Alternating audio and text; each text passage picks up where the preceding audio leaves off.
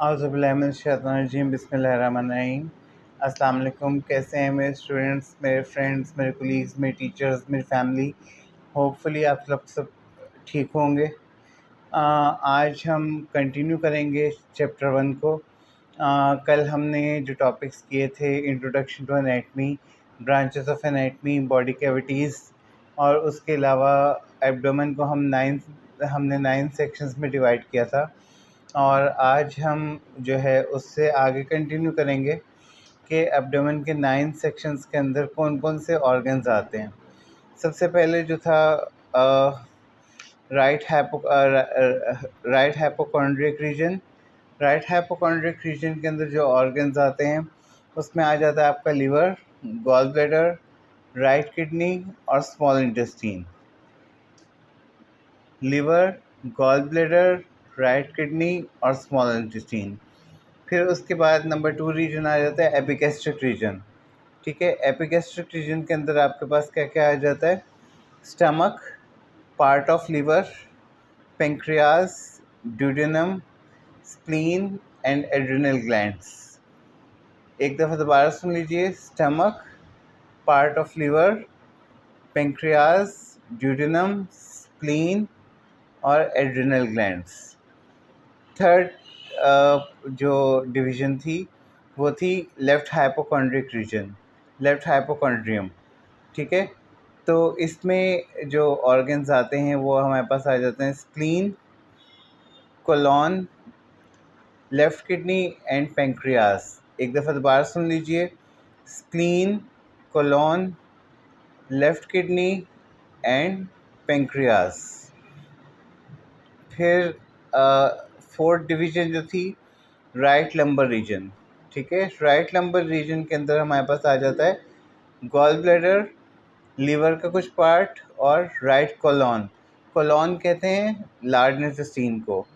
ठीक है, तो राइट कोलॉन भी राइट लंबर रीजन में आती है। नंबर 5 के ऊपर आ जाता है हमारा जो डिवीज़न है अम्बिलिकल रीजन। अम्बिलिकल रीजन के अंदर जो है अम्बिलिकस यानी navel, part of small intestine and duodenum. ठीक है, part of small intestine, navel and duodenum umbilical region के अंदर आते हैं। फिर उसके बाद आ जाता है left lumbar reason. Left lumbar region के अंदर डिसेंडिंग कोलॉन यानी जो नीचे की तरफ जा रहा होता है लार्ज इंटेस्टाइन का पार्ट, उसको डिसेंडिंग कोलॉन कहते हैं, और लेफ़्ट किडनी।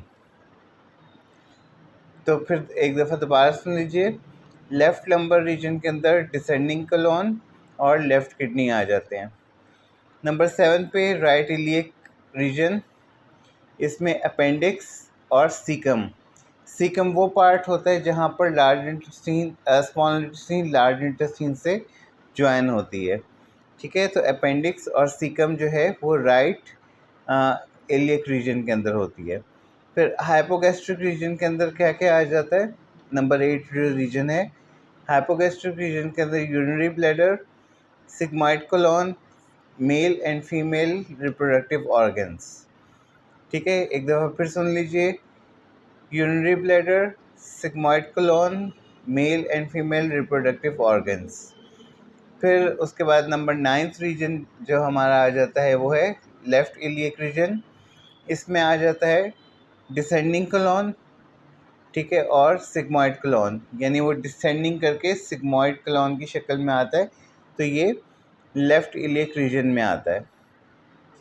एक दफ़ा दोबारा मैं रिपीट कर देता हूँ। राइट हाइपोकॉन्ड्रिक रीजन के अंदर liver, gall bladder, right kidney, small intestine. Epigastric region के अंदर stomach, part of liver, pancreas, duodenum, spleen, adrenal glands.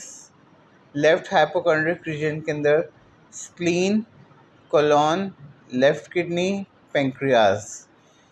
Right lumbar region के अंदर gall bladder, part of liver और राइट कोलॉन। अम्बिलिकल रीजन के अंदर जो है umbilicus, navel, part of small intestine और ड्यूडेनम। फिर लेफ़्ट लंबर रीजन के अंदर आ जाता है डिसेंडिंग कोलॉन और लेफ़्ट किडनी। फिर उसके बाद राइट इलियक रीजन के अंदर आ जाता है अपेंडिक्स और सीकम। फिर हाइपोगैस्ट्रिक रीजन के अंदर आ जाता है urinary bladder, sigmoid colon, male and female reproductive organs. फिर उसके बाद लेफ्ट इलियक रीजन के अंदर आ जाता है descending colon and sigmoid colon.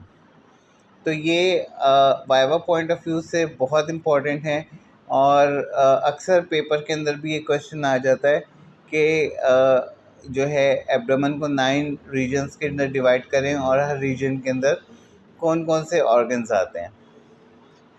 ठीक है, उसके बाद अब हम आ जाते हैं प्लेन्स ऑफ द बॉडी। अच्छा, बॉडी को जब हम स्टडी करते हैं तो हम उसको डिफरेंट प्लेन्स के अंदर डिवाइड कर देते हैं, जो जिससे हमें समझने में आसानी होती है। सबसे पहले कॉर्नल प्लेन। ठीक है, कॉर्नल प्लेन जो है वो जो है बॉडी को एंटीरियर और पोस्टीरियर रीजन में डिवाइड करता है, यानी एंटीरियर रीजन और पोस्टीरियर रीजन में डिवाइड करता है coronal plane. Sagittal plane, sagittal plane जो है वो कॉर्नल प्लेन के 90 डिग्री के ऊपर होता है, वो सेंटर से जो है बॉडी को डिवाइड करता है। ठीक है, और उसके बाद आ जाता है ट्रांसवर्स प्लेन। ट्रांसवर्स प्लेन जो है वो आपकी बॉडी को जो है अपर और लोअर पोर्शन में डिवाइड करता है। इसकी जो है डायग्राम भी मैं ऐड कर दूंगा ताकि आपको समझने में आसानी हो जाए।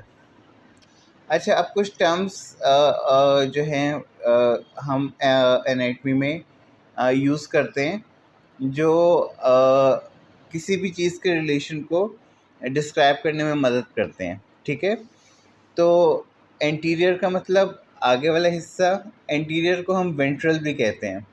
ठीक है, वेंट्रल पोर्शन। फिर पोस्टीरियर पोर्शन, पोस्टीरियर को हम डॉर्सल पोर्शन भी कहते हैं। ठीक है, फिर उसके बाद मीडियल एंड लेटरल। मीडियल जो है वो मीडियल जो है वो बिल्कुल सेंटर के करीब जो होता है रीजन, वो मीडियल रीजन कहलाता है, और लेटरल जो फार अवे, जो मिडल से दूर होता है, वो लेटरल रीजन कहलाता है। ठीक है, उसके बाद आ जाता है सुपीरियर एंड इन्फीरियर। नाम बता रहा है सुपीरियर रीजन और इन्फीरियर रीजन। ठीक है, ऊपरी हिस्सा और निचला हिस्सा। फिर एक टर्म आ जाती है प्रॉक्सिमल एंड डिस्टल। प्रॉक्सिमल और डिस्टल ये जॉइंट से रिलेटेड होते हैं। ठीक है, जो पार्ट जॉइंट के करीब होगा वो प्रॉक्सिमल होगा, और जो पार्ट जॉइंट से दूर होगा वो डिस्टल होगा। इसकी एग्जांपल हम इस तरह ले सकते हैं कि elbow joint is proximal to shoulder joint, but आपका रिस्ट जॉइंट जो है वो जो है वो डिस्टल टू शोल्डर जॉइंट। ठीक है, तो प्रॉक्सिमल मीन जो जॉइंट के करीब होगा, और डिस्टल जो है वो जॉइंट जैसे मैंने बताया wrist joint is distal to shoulder joint. ठीक है, फिर उसके बाद क्रेनियल एंड कॉर्डल। क्रेनियल जो है वो अपर पोर्शन को कहते हैं और कॉर्डल टेल पोर्शन को कहते हैं, यानी निचले हिस्से को कहते हैं। फिर उसके बाद आ जाता है सुपरफिशियल एंड डीप। सुपरफिशियल वो वाला पार्ट होता है जो सरफेस के करीब होता है, और डीप वो वाला पार्ट होता है जो सरफेस से डीप होता है। ठीक है, उसके बाद जो है ये हमारा चैप्टर नंबर 1 जो है वो कंप्लीट हो गया, और होपफुली आपको समझ आया होगा। और इसके बाद हम चैप्टर 2 स्टार्ट करेंगे। खैर मैं सोच रहा हूँ कि चैप्टर 2 जो है वो उसका थोड़ा सा ब्रीफ इंट्रोडक्शन दे दें, कंटिन्यू कर लें, क्योंकि आज का लेक्चर जो है काफ़ी शॉर्ट था।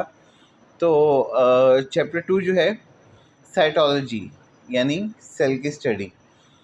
सेल की study, it is the branch of anatomy which deals with the study of cell and its different organelles. Cytology हमने डेफिनेशंस में भी पढ़ी थी। ठीक है, एनाटमी के ब्रांचेस में भी साइटोलॉजी पढ़ा था। अब सेल क्या होता है? Cell is the basic structural and functional unit of the body, यानी ये स्ट्रक्चर भी बनाता है और फंक्शन भी करता है। अब एक चीज़ आती है सेल थ्योरी। सेल थ्योरी जो है वो जो है the cell theory was proposed by Schwann and Matthias Schleiden in 1838। इन्होंने सेल थ्योरी को जो है इंट्रोड्यूस किया था, जिसके 3 पोस्टुलेट्स हैं, 3 पॉइंट्स हैं इसके। Cell is the basic structure and functional unit of the body, ठीक है, यानी स्ट्रक्चर और फंक्शन दोनों कर रहा होता है ये। Number 2, new cells are form from the old cells, यानी जो नए सेल्स बनते हैं वो पुराने सेल्स से बनते हैं। फिर number 3, all the organisms are form from one or group of cells, ठीक है। यूनिसेलुलर ऑर्गेनिजम्स भी होते हैं, जैसे आपके पास यूनिसेलुलर ऑर्गेनिजम्स में आ जाते हैं, यूग्लेना आ जाता है, पैरामीशियम आ जाता है, अमीबा आ जाता है, ठीक है। तो ये यूनिसेलुलर ऑर्गेनिजम्स हैं। और मल्टीसेलुलर ऑर्गेनिजम्स जो हायर एनिमल्स हैं, ठीक है।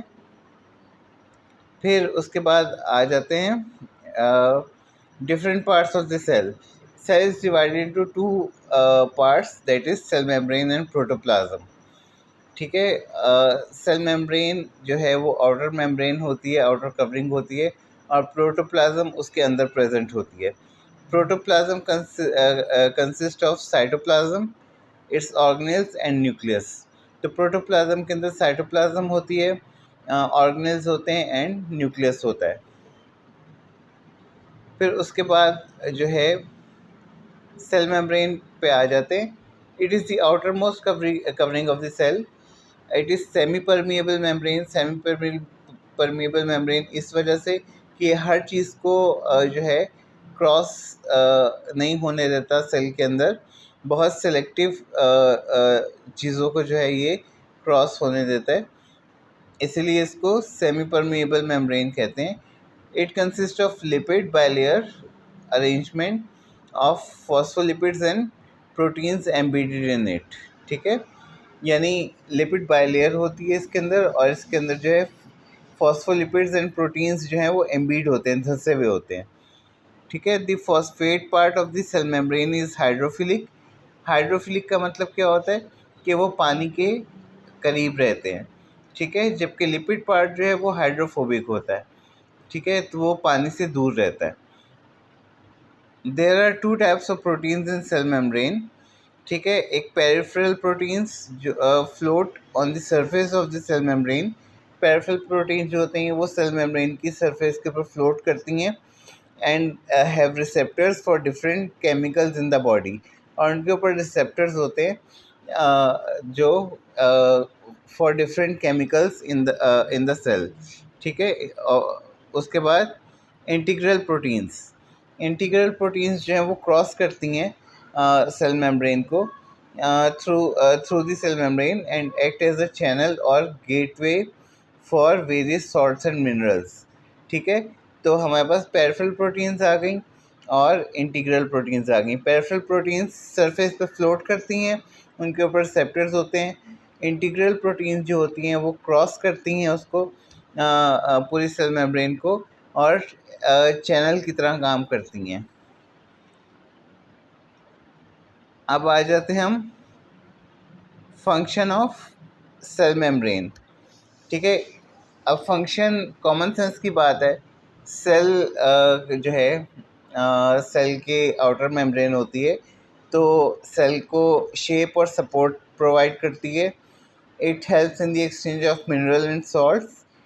It help in endocytosis and exocytosis through the membrane. अब एंडोसाइटोसिस क्या होता है? एंडोसाइटोसिस किसी भी चीज़ को सेल के अंदर लेकर आना, उसको एंडोसाइटोसिस कहते हैं, और किसी भी चीज़ को सेल से बाहर निकालना उसको एक्सोसाइटोसिस कहते हैं, ठीक है। एंडोसाइटोसिस मीन्स, अच्छा ये मैंने आपको बता दिया ऑलरेडी, ठीक है। अच्छा, एंडोसाइटोसिस जो है वो 2 तरह की होती हैं, फेगोसाइटोसिस और पाइनोसाइटोसिस। फेगोसाइटोसिस के अंदर सॉलिड पार्टिकल्स जो है वो सेल के अंदर जाते हैं। और पाइनोसाइटोसिस मैं अपने स्टूडेंट्स को बताता हूँ। पाइनो मीन पानी, ठीक है, याद रखिएगा ये। पाइनोसाइटोसिस यानी लिक्विड जो मटेरियल है वो जो है सेल के अंदर जाता है, तो वो पाइनोसाइटोसिस के ज़रिए जाता है, ठीक है। अब ये जो है if if if some liquid is taken in the cell membrane is called pinocytosis, ठीक है, ये मैं आपको पहले बता चुका हूँ।